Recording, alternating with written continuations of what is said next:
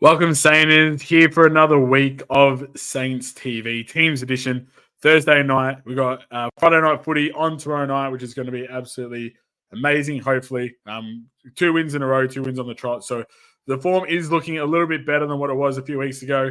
We're going to bring on the guests for tonight, and then we're going to have a big discussion. There's this exciting news this week with our fifth debutant, Ari Shawmaker, making his debut. But the teams have just dropped, and there's a few ins and a few outs as well. So welcome, Evan, Alana, and Tommy. Look, the guys at home are already on the chats and putting in their thoughts. But let's just quickly shout out Southside Pizza down in Moorabbin, our sponsor for the team's show.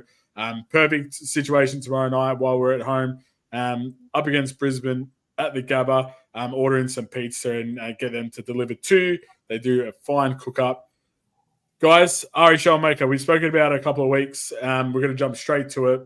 He's probably been on the tip of the tongue for quite a few, probably even the whole season. How excited is it, get a fifth debutant in and, against a good quality opposition in Brisbane as well?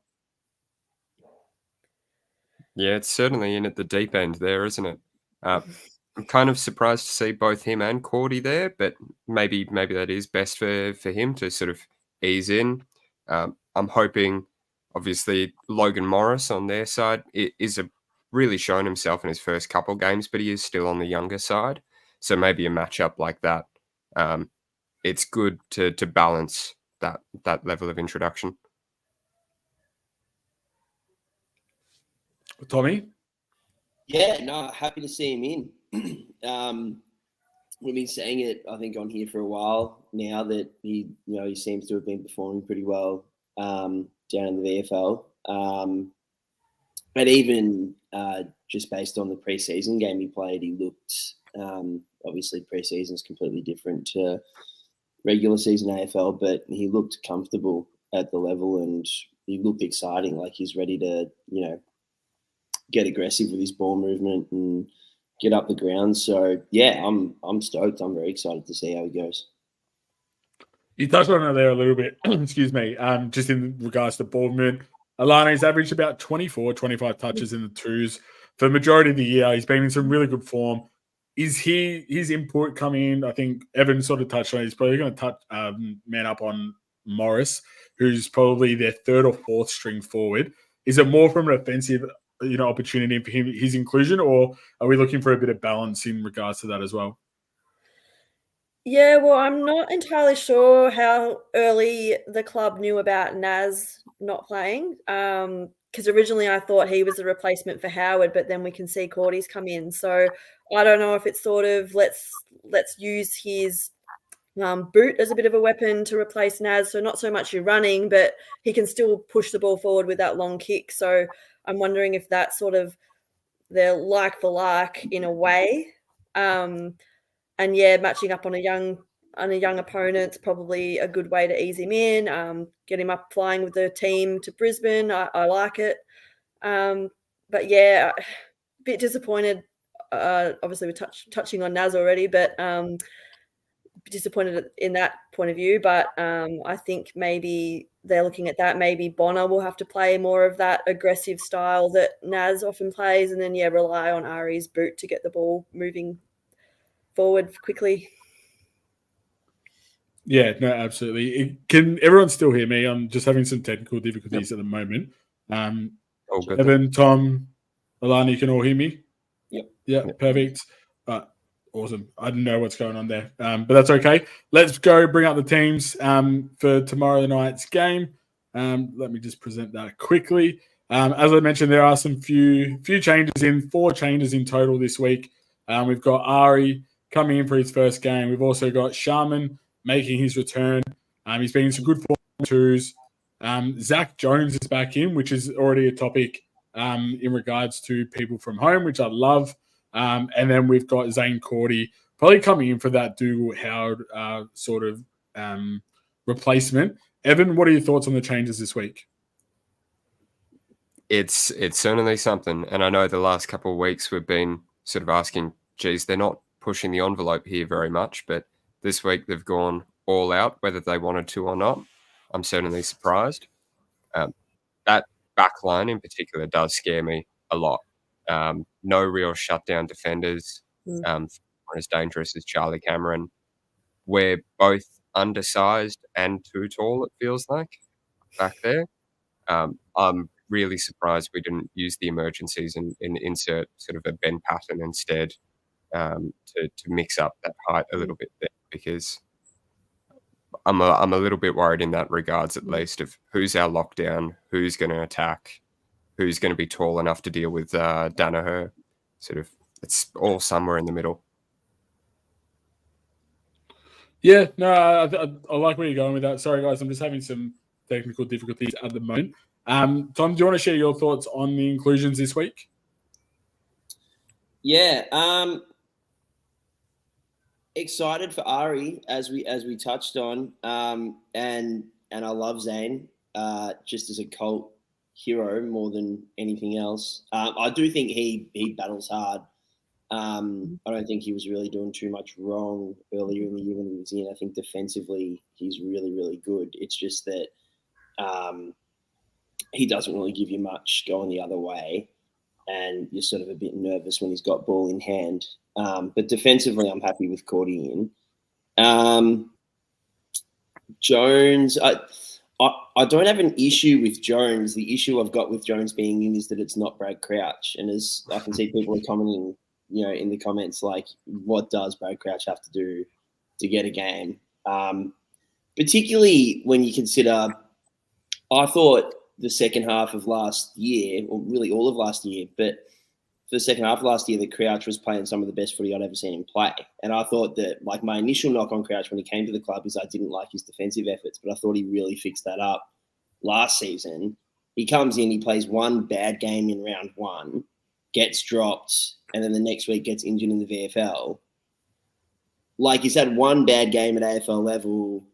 Before that, he was playing great footy, and now he's playing seemingly great footy down at VFL again. It's hard to know why he's not in the team. Look, I can see the comments, and I could bring up about 15 comments because there's about 15 different people with the same sort of questioning. In regards to Crouch, my understanding is he went down in the twos last week with a minor knee niggle, and then he was trying to pass a fitness test for this week but didn't get up. So that's the reasoning from it. I agree with you. I think he should have been included probably a week or two earlier than this week anyway. My feeling was he had a bit of a surgery over the off-season. They played him underdone in round one, and he looked horrible. He looked like he was completely unfit from a match perspective.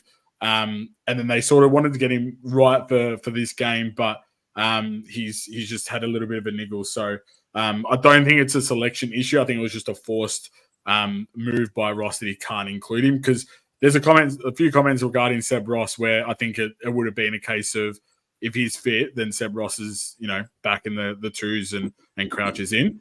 Alana, Naz being managed, share your thoughts on that. I personally don't like it, but what's your opinion on that one?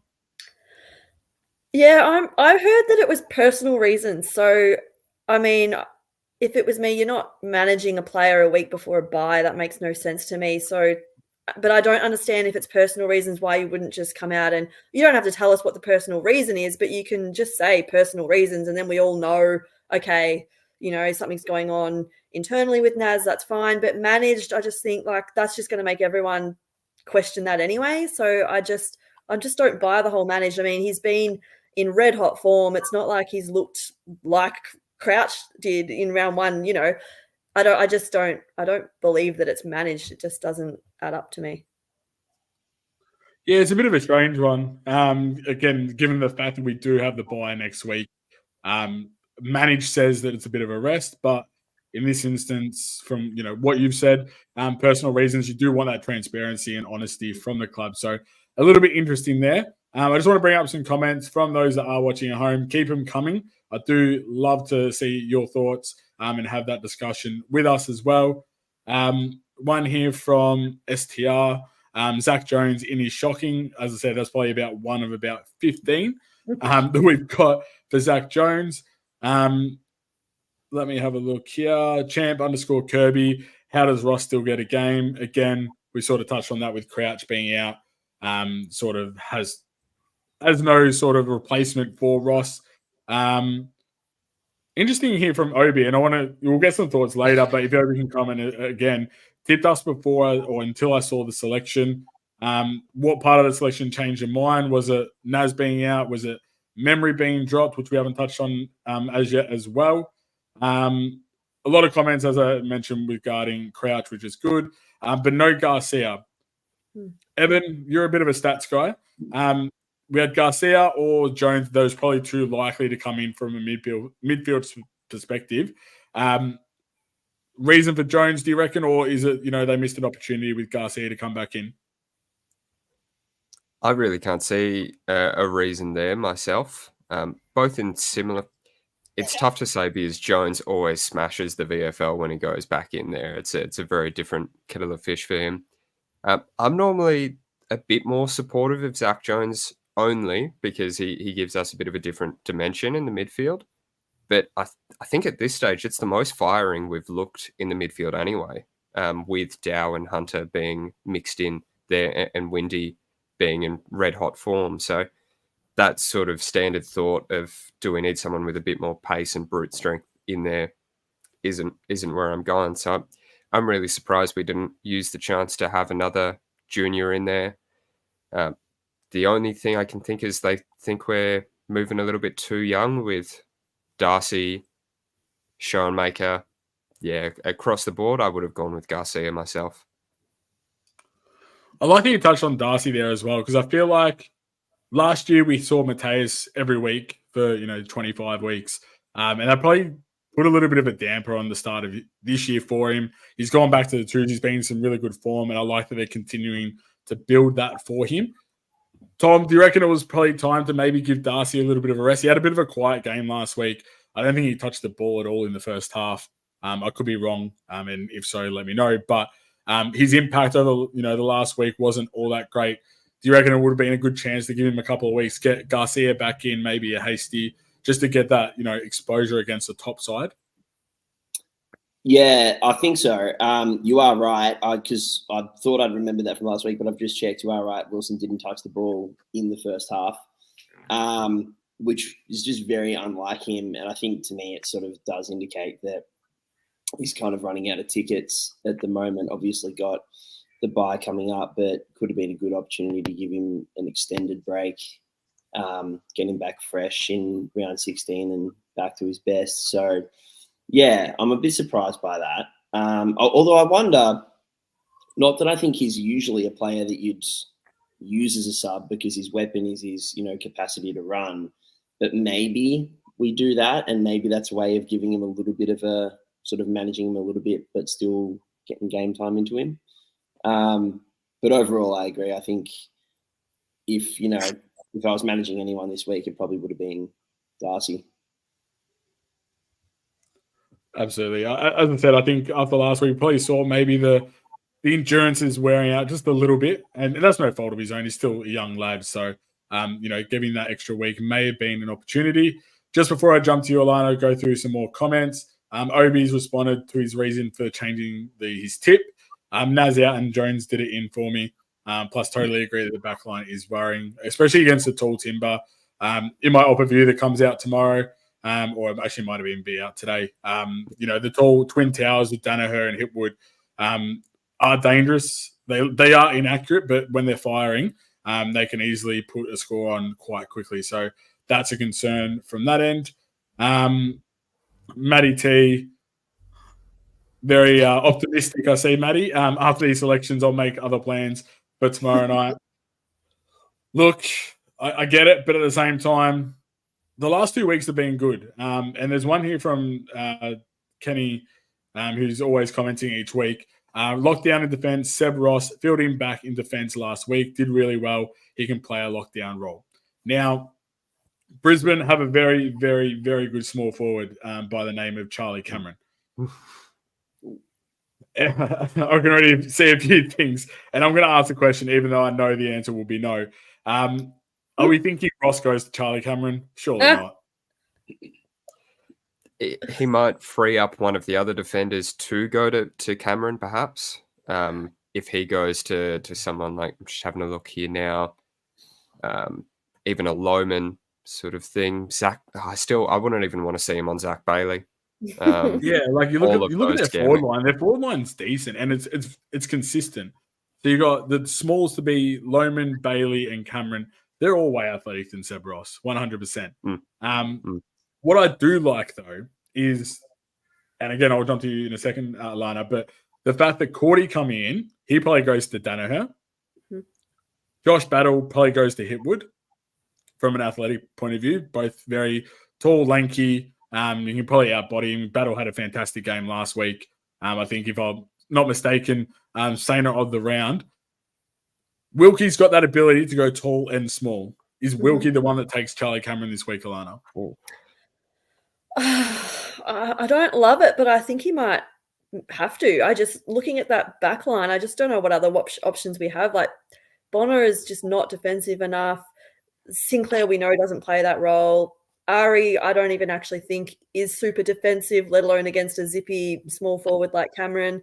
So I just don't see what other option we have. And I don't know if our lineup's looking at it like Cameron's probably going to kick his 3-4 goals. We're just going to have to take it. But given how defensive we like to play, that's risky to me. I don't love it. But maybe we're backing Callum in. I don't know. And I just think maybe it just shows where we don't have faith in Burns or Patton to come in and get that job done. And so we'd rather give that to Wilkie rather than bringing in one of those guys and setting us back a peg is maybe how I'm looking at it. So, yeah, I think Wilkie gets first crack and we'll see how much damage Charlie causes. Yeah, absolutely. Kenny sort of, going back with Seb on Cameron. Look, I'd love to see it because I think Seb's got a really great defensive IQ. I just don't think the athleticism for Seb and the speed and that burst that Charlie can do. And up at the Gabba, Charlie Cameron's the most important player. I think he's probably arguably their most important player anyway. But up there, he's the crowd instigator. He's the one that can get the crowd going, get the team going. We need to shut him down from the get-go. And if he kicks 2 or 3 in the first quarter, then we can walk out of the stands at quarter time and say, yep, see you later, see you in a couple of weeks regarding that one.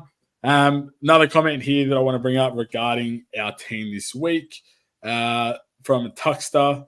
Now, any bets on how many touches Windy lets Neil have? Now, Windy's been in some really strong form. It's nice to see that we've got a little bit of a niggler and someone that the opposition are really putting into work to shut down his impact.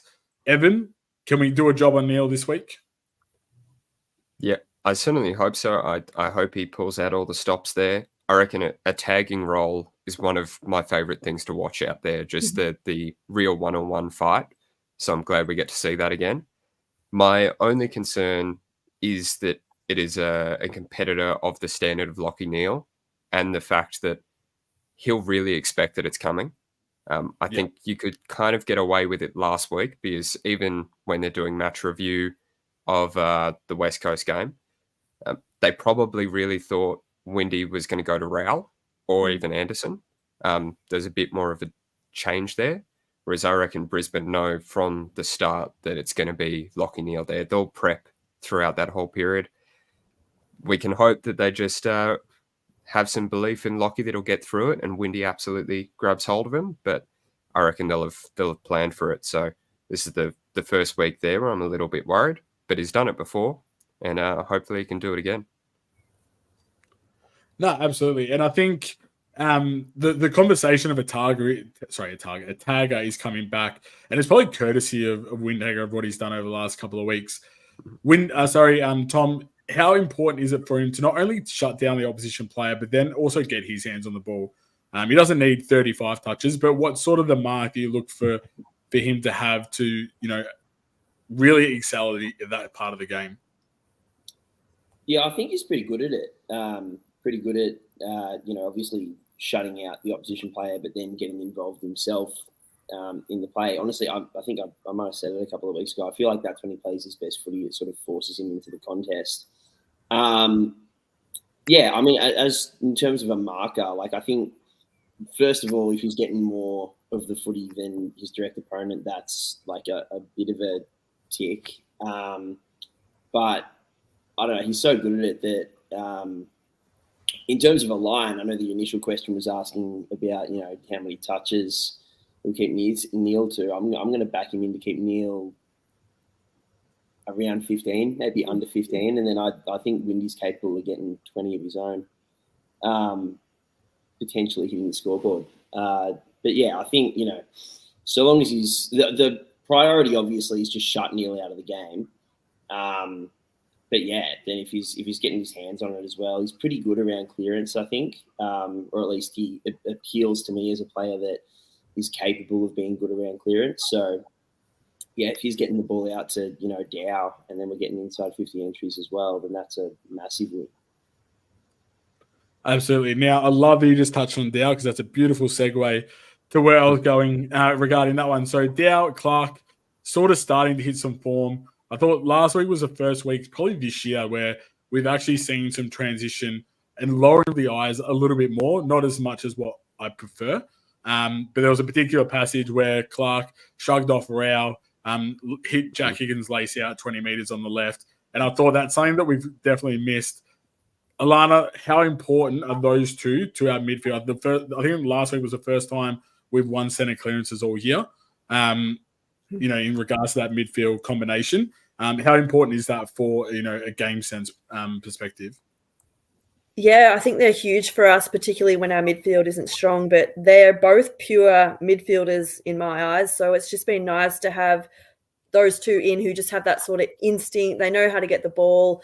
They sort of know what to do with it as well. They're good decision makers. I think Hunter's executions can sometimes be a little bit iffy, but I think he's continuing to improve in that regard. And I think with the centre clearances, it was great to see us get on top. What I would like to see next is making the most of those centre clearances, so hitting up our forwards, which we're just not doing. And I think that's still my most frustrating aspect. So I think to get to the next level, we need those guys to start really being damaging with their possessions. So for now, good progress, and it's nice to get a bit of depth back in the middle. But if we can really get some connection going with our forwards and hit them up, that would be what I'd like to see next. Yeah, absolutely. The connection at the moment has probably been the downfall, and probably the reason why we're sitting 13th, 14th with just the 5 wins. I think we've improved that even by a good 3 or 4 entries per game, and that's difference between winning those 4 or 5 that we've missed out on.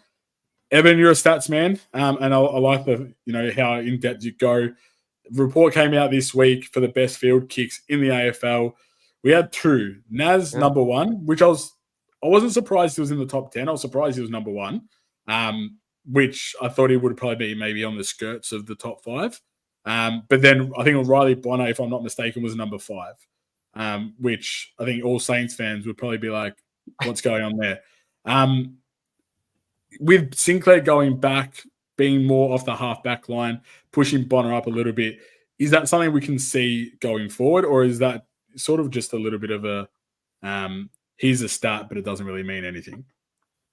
I think with him, it's definitely one of those ones of disposal efficiency can be such a rigged stat to a certain degree. Looking at him, he averages about 75 to 80% disposal efficiency every week. But I think we've spoken about it a couple of times. Just doesn't feel like it because so many of them are long bombs to packs, or the timing with immediate turnover. It just doesn't have the same effect as Naz lowering the eyes, getting a real clean kick of it. And along those lines as well, I think one of the other reports was from Hoyne from Champion Data, was our exit from defense is on par with Sydney, which was bizarre statistically. But that forward connection, we were trying for the 3rd hardest marks in the forward 50 there. And that was the real differentiation between we're getting it out, but instead of having the easiest marking opportunities, it's either just too slow or the wrong leads there. So I think as much as I'd like to see Bono in a really aggressive role, I think it's probably time to give Ari a shot or keep Sinclair doing his good work. Obviously, last week was great from him again, 700 meters gained. So I think we might have some easier options there. Yeah, no, absolutely. I love the move that Sinclair going back. It's definitely helped. I love to see Riley probably push up a little bit more and really get some deep entries into the forward 50. And I think with him on one, aspect of the back half back line and then Ari on the other, it can really penetrate that, forward 50 entries. Just want to bring up some comments. Apologies, I was wrong. Bonner was 7th on that list, not 5th. So thank you for correcting me there, Sam and Obi. Kenny, in response to our Wilkie on Cameron comment, there's been a few comments, and this is probably the more in-depth one, just to analyse it all. Zach Jones being thrown up as a possible defensive option for Charlie Cameron. Tom, what do you think about that one? I hadn't really thought of it or considered it, to be honest, but I don't hate it. I definitely don't hate it. I guess the only issue that I can see with it is that if you're using a spot down back for Jones to play on Cameron, then who out of that sort of back six as named is moving where? I guess Sinclair maybe to the middle. Would it not be Bonner, given that Sinclair's probably returned to form down back? Yeah, and I think we've seen Bonner play up on a wing as well at times, for patches during games so far this season. So yeah, I mean, I don't really feel strongly one way or another about it. I don't hate the suggestion. Hindsight's 2020. So if you ask me again next week and we tried it and it didn't work, I'll tell you I hated it. But yeah, I don't know. It's definitely not the worst idea I've heard. No, I'm sort of the same. Definitely feel like it's a good idea, but if it doesn't work, then it's like, why'd we even try it? But I think this is a game that we definitely need to try something. There's been a few mentions regarding like a particular sort of team defense, which I like. And sort of Obi's agreed, trying to move Riley Bonner up the ground a little bit more. And as I mentioned before, really just getting those deep forward 50 entries. We've touched on Neil, Alana. We all know Lachie Neale's superstar status and the impact he can make. Regarding their whole midfield, as a collective, how worried are you that, we had a relatively good response from the midfield last week. Mitch Owens played midfield time, which, hallelujah, we've been crying out for it for quite some time. I remember I posted a tweet about it saying, like, hold the horse, like this is not a drill, this is actually happening. They've got a big midfield. They've got Rayner, McCluggage, Josh Dunkley's, big unit. Lachie Neale, we know. Are we worried? Yeah, I mean, we all sort of know our midfield's not our strongest point. However, I have seen some progress, as we touched on, with Dow and Hunter. So I'm not as worried as I would have been, say, a month ago. I think... Yeah, I think we can match it. I mean, yeah, I'd put Gold Coast in a similar sort of on par with Brisbane, and we sort of got the job done there.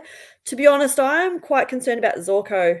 He's been in red hot form this year, and we don't want to let him off the leash to the point where I'm almost like, do we put Windy on him? But probably not so much. He tends to sort of play off that half back and go forward. So I think, yeah, maybe one of our forwards has to play a bit more of a defensive game, because I just think Zorko is so damaging. He gets a lot of inside 50 or score involvements. So he's a big problem for me, maybe even more than their midfield as a whole. Yeah, I think he's probably returned to, he's not career best, but not far off it at the same time. I think we saw a good return from Butler last week, kicked the 3, and I think he really gets a bit of a kick out from having a strong defensive game. So I think my opinion would be to throw him on Zorko to start with. And, if he gets a few rundown tackles, a few free kicks paid against, he played for one last week, which I wasn't a massive fan of, but it worked. But, getting into the heads early and really creating that little bit of a difference maker can go a long way. And that starts with that pressure and those forward 50 tackles. Just going to mention Doug, he's a little bit out. We touch on Naz missing this week. Manage. Suggestions to suspect that he is missing for personal reasons, but the club has just said he is managed. prior to the bye. So that's as much information as we do have.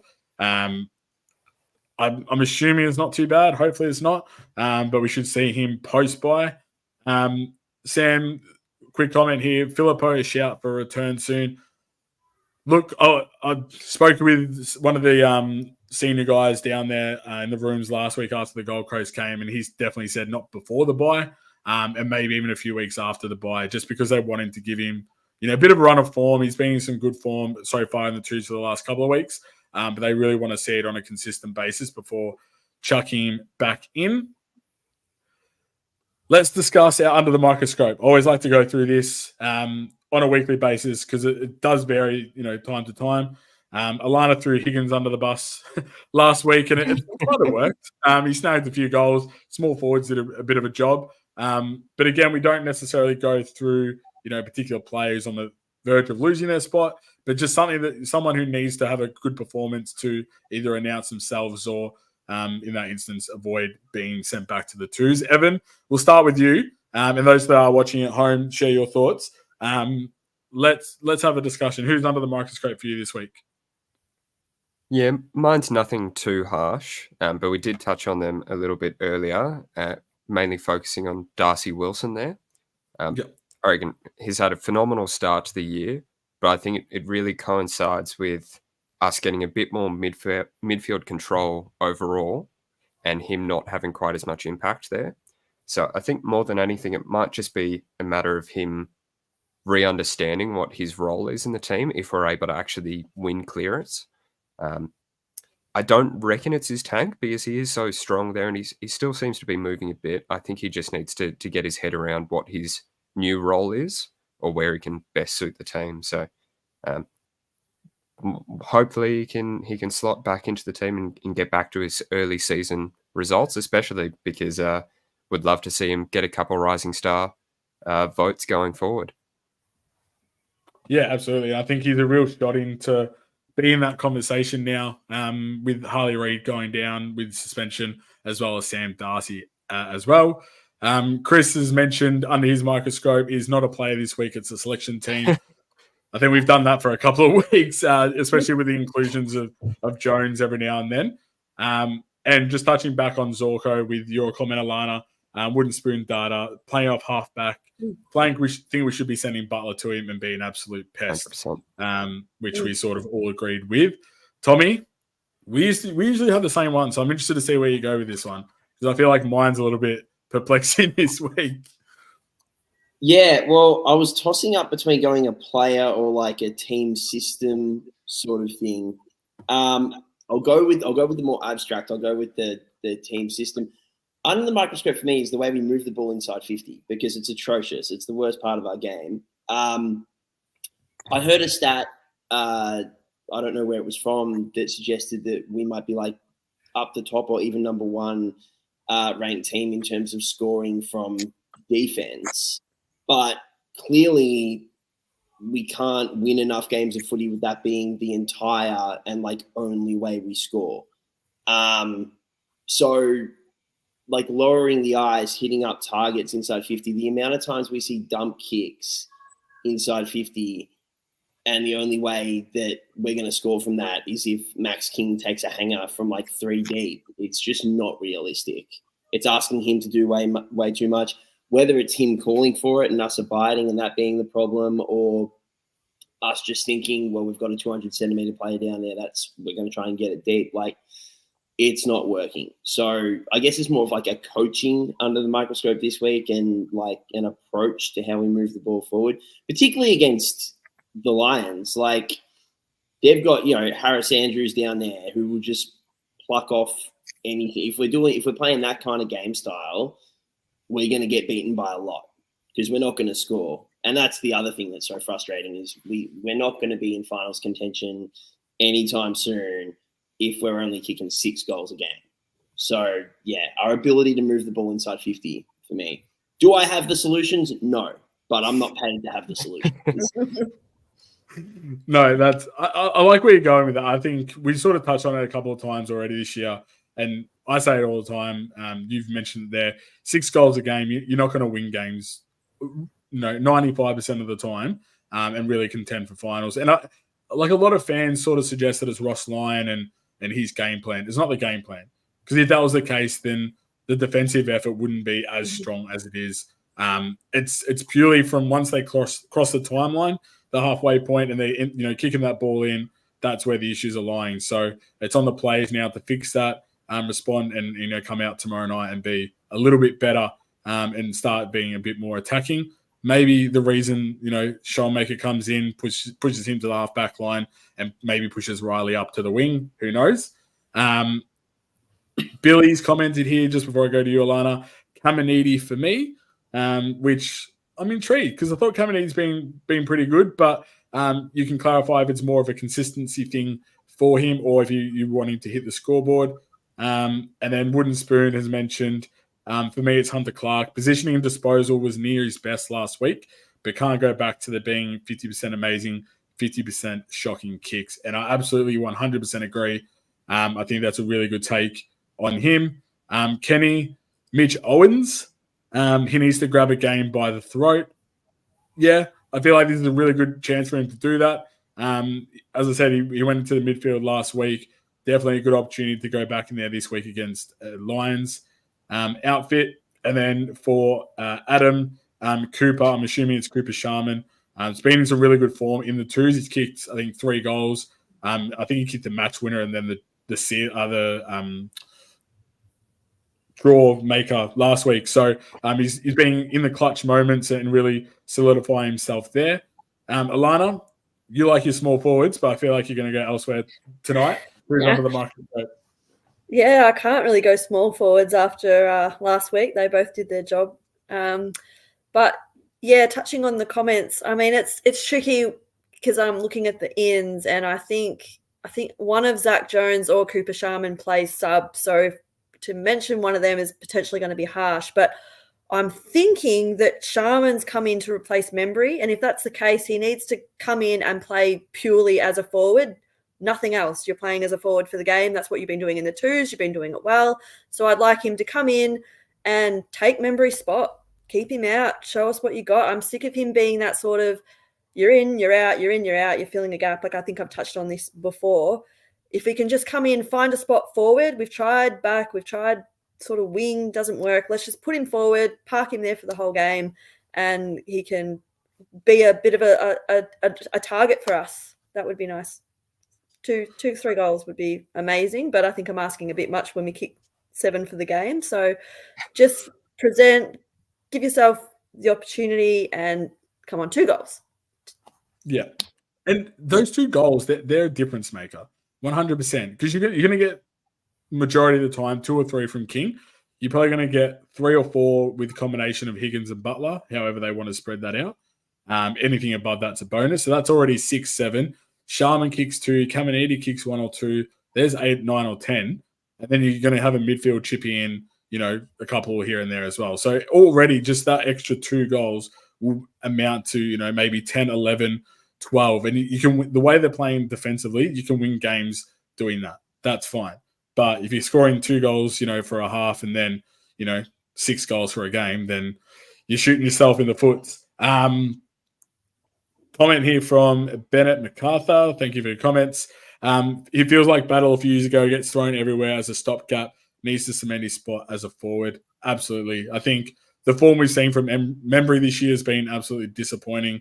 He had a good game in the twos a couple of weeks ago and then came back, but AFL form has been a little bit, concerning. So let's give Coops a little bit of a run. And it really shows the youth, Cooper, King, and Caminiti, they're all under 22, 23 years of age. That's, that's a forward line that's going to build for the future. For me this week, under the microscope, we've touched on him a little bit, and it's not from, as I mentioned, not from a, selection point of view, but he's gone to Harley Reid. He's gone to Tuke Miller, done a fantastic job. Now it's time for Windhager to show consistency and really dominate Lachie Neale tomorrow night. I'd love to see him just really shut him down, keep him to 10, 12 touches, get a couple of clearances himself, dominate the midfield, even score a goal and really get into Lachie Neale as well and sort of, put him on his back foot and really say, that's your goal, you cost that, get into their heads a little bit. and really show their dominance in that midfield. Because if he does that from the start, then already they're on the back foot. It gives our guys a little bit of a lift, and it can really show. And I think he needs it from a confidence point and a consistency point as well. Again, much like the comment regarding Hunter Clark, we don't want to see a game where he really does a good job. He added that against Collingwood this year, where he took Dacos out of the game. But then the next game went sort of a little bit quiet. I want that consistency from Winty. Myself, comments. I love the comments, guys. Keep them coming. Again, regarding Mitch Owens, Huxter's already giving Windy's 3 votes for tomorrow night, which I wish I was as confident as you. But looking so far, so we're 5-8 on the year.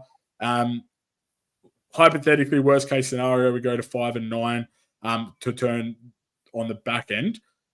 Evan, are we looking towards, is there a maybe, or are we purely just focused now? And this is from a fan perspective, not so much from a team selection, but just to, focus on that youth, focus on the consistency, and then the results will come.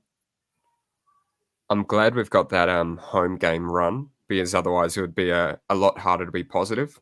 If we were looking at, 3 games away in a row at Gabba, Adelaide Oval, and Optus Stadium, I'd be far less confident. I definitely want to have a little bit of excitement still there, because I think we are supporting a few of our young kids already. We've got, actually a fair number of our young stars still coming through. I think it would be more a matter of you'd start to see Garcia come through instead of a Jones. You'd start to see Sean Maker get a few more games there. I reckon we can still find a balance there, as long as we stop having weird ones pop up like Jones and Ross instead of Garcia. I think that'd be the change that you'd expect to see, with even one loss after the bye. Tommy, he's mentioned the run home being a lot in Victoria. I think there's only one game that's Adelaide Oval against the Crows, which even still the Crows aren't in the best form themselves at the moment. You're a little bit on the fence from a neutral perspective, but are you somewhat positive going into the back end of the year? Yeah, I think the run's interesting. I think it's something like 8 out of our last 9 are at Marvel. And I think typically we tend to play Marvel well. So am I optimistic? If I'm being honest, I wouldn't describe myself as optimistic, but I wouldn't describe myself as being like horribly pessimistic either.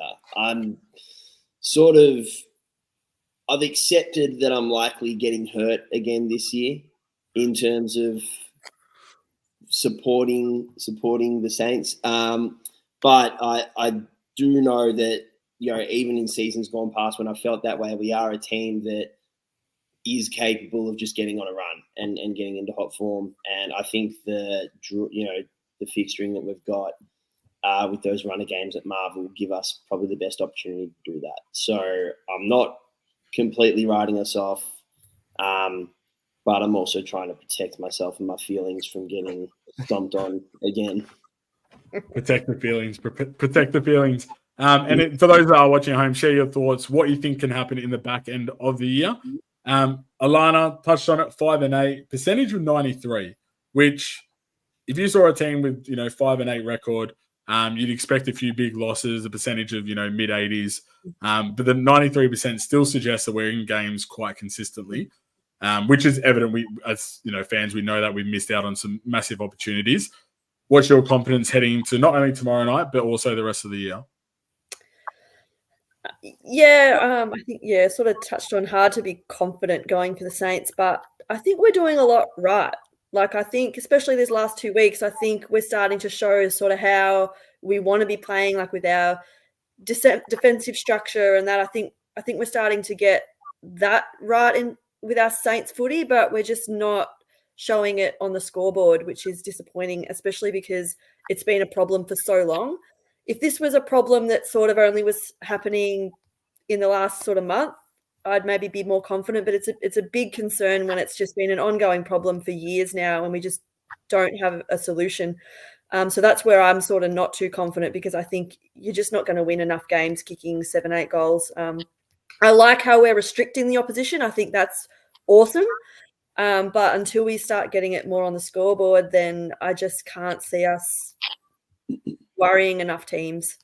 But I will say I enjoyed Hardwick sort of having a bit of a sook about how horrible the game was, because I'm sick of being that team that you're just happy to play against. So I was quite happy listening to Hardwick sook about playing the Saints. So you're singing when you're winning. So I don't mind when you can win ugly, is what I'm saying, but I just don't know that we'll be able to win ugly enough. Yeah. I like that sort of statement. Winning ugly, I don't care if it's ugly or pretty. Ideally, you'd want to win comfortably 40, 50 points every week, but that's in a perfect world. We can't do that. But get the 4 points, however you got to get them. And then we can go from there. Bring up a few comments before we finish up. Paul, this is nerve-wracking selections. Malera, fair enough, family reasons. No memory, bit odd. Thoughts, does half forward look too small? I think with Sharman, Caminiti, King, the small forward, Wilson, Butler and Higgins, I think the look of it's fine. I think memory, it was deserved omission. I don't think he's been anywhere near the form that we expect for him. And Sharman's been in some good form in the two. So I think that was a clear-cut replacement there. Wooden spoon, just on that last topic. Then we play finals still if we can beat Brizzy and then Port and Adelaide. If we lose any more than just Sydney, we have to start blooding games into kids, which I think we sort of started to do anyway, which I like that we've, balanced it out a little bit. Evan touched on it a bit before, and we can go from there. And then Sam, just reiterating what you said, Alana, Hardwick got out-coached. We all know Hardwick loves Marvel Stadium, so it's totally fair. So to wrap it up, let's go around. Predictions for tomorrow night. Friday night footy is probably the last sort of prime time game we're going to get this year, and albeit deservedly so. Start with you, Evan, in the top corner. What do we think tomorrow night? Can we get the chocolates? I think we need 3 things to go our way, and we can still snag the win there, I'd say. Namely, Windy needs to smash it out of the park with Neil. Hopefully we can get some team defense down back. I'm hopeful maybe Wilkie can be in a good intercepting role, considering we did go a bit taller. And then if we can just get any of that forward connection. Obviously, that's pretty much asking for everything. But at the same time, hopefully if we can tick 2 out of those 3 boxes, we're in for a chance. Absolutely. I like your analysis there. Alana, your thoughts for tomorrow night? I think brace yourselves for another ugly game, because I do think that's the only chance we have at the moment, purely because we aren't attacking enough. So we are just going to have to shut down their game, potentially, especially because they are quite a high-scoring team when they get going. So, we really need to nullify that and get on top of their weaponry, I suppose, and really shut them down, make it a boring game. So apologies to everyone watching on Friday night prime time, but if we win, I don't care. Absolutely. And I think last week, Tom, we allowed Gold Coast to sort of kick around and use the ball, in useless positions. Is that a secret to, using that against Brisbane, or are we going to have to knuckle down and play perfect football? I think it's something we tend to do. We tend to let teams chip it around a fair bit, particularly in the back line, which probably isn't great when they've got, Zorko, such a great user off the back line there. But at the same time, he's in my fantasy team, so I do hope we let him do it. Honestly, I'm not getting my hopes up for tomorrow night. I don't want to be that guy like sour the mood on the chat or anything, but I'm prepared. I'm prepared for a loss personally. I'll be incredibly happily surprised if we turn it on, particularly at the Gabba. I think Brisbane haven't been at their best, at all this season, but I think at home with their home crowd, they're very capable of getting back to some pretty good form. So I'm a little bit worried. I am as well. I'll be completely honest with you. But I like the comments that, we need a few things to go right our way. And, anything's possible. We're the sort of team that the way we're playing at the moment do have that possibility of just causing an upset like this and really throwing a spanner into the works. But if you're looking at just on paper, the attacking options that Brisbane have, they should really probably go out and win, by a comfortable, 7-8 goals if we're, completely honest of where we sit at the moment. But again, that's on our, coaching staff, selection team, and the players as well to really gel and commit, get that chemistry up and go out there and really do a job. And if we can come back with 4 points, even if in a game that, lose by 10, 15 points, which we've done a couple of times recently against the Lions, I'd still be okay with that. But obviously, if we can, have a chance to steal one, then we'll definitely be able to, enjoy that, especially as we head into the bye, taking some momentum. Lastly, some comments. Paul's reckons, or definitely going to be ugly. That's what we'll do. Try and shut game down, then bagged out during the week again. But no, that's fine. Lions did fine form last week. So hopefully that was just a once-off. Comment from Josh, who actually commented last week, and I just wanted to address that. Ari gets his shot because of who? I'm actually assuming that it's because of Webster going down, possibly, given that Cordy's been named a fullback. He probably would have come in anyway, but if Howard was playing, I actually think that he would have, jumped into selection discussions anyway, but I'll happily be wrong. Comment here from Jack, as long as we don't lose by more than 25, I'm happy. Yeah, look, I get it. I love it. And that's that. So, as we said, Crouch is in relation out for a minor knee injury because there's still some comments coming through from him as well. And then Naz is managed, which hopefully is only just for a week and then comes back post-bye. So, just want to shout out you three, Evan, Alana, and Tommy, for joining me again tonight. It's always a pleasure. For everyone that's at home watching, always love hearing the comments, having discussion, talking Saints football. It's always good fun. 2 wins on the trot. Fingers crossed we can make it a third and get the Lions tomorrow night for a really good momentum builder heading to the back end of the year. So thank you for that. Enjoy your weekend, guys. And as always, go you mighty Saints. Go Saints. Go Saints.